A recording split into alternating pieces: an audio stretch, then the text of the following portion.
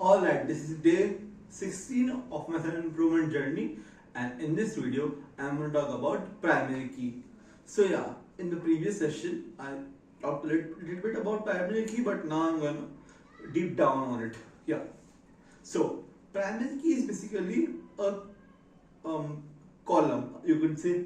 Basically it is uniquely identifiable column, so that every row has a different iteration than the previous one. Now what this is helpful is you can use this as an identifier, so that you can distinguish different rows by the basis of the primary key. Primary keys are basically, you can take an example of ID, student ID, athlete ID, etc.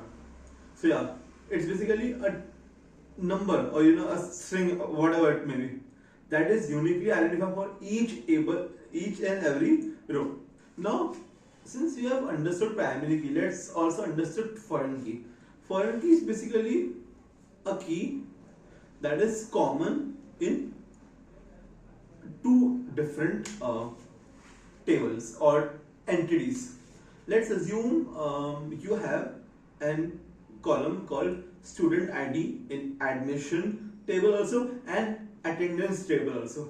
So what you can do is link these so that you can see if the student has not been admitted to the school yet, but his student ID is in attendance register. So you can see that there's something fishy going on. It's very useful in audits. That's in Excel also we use this thing.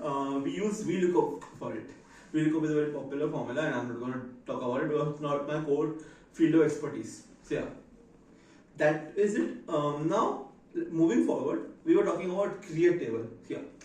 So that sums pretty much it. That is create table statement. That is it. Now we have created a table. Now it's a blank table. What do we do now? We need to insert data into it. So to insert the data,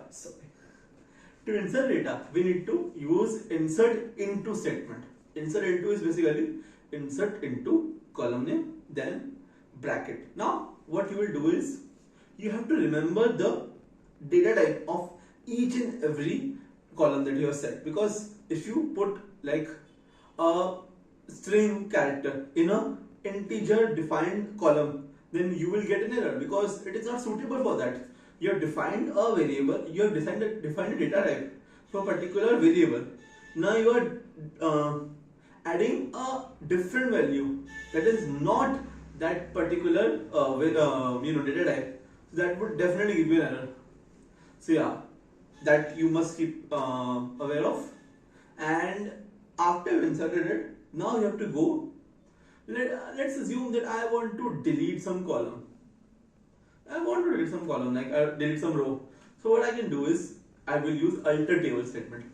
It will alter the table and the column name. Then what you want to do is like if I want that where clause is very important. Alter table something where dash column is equals to this value.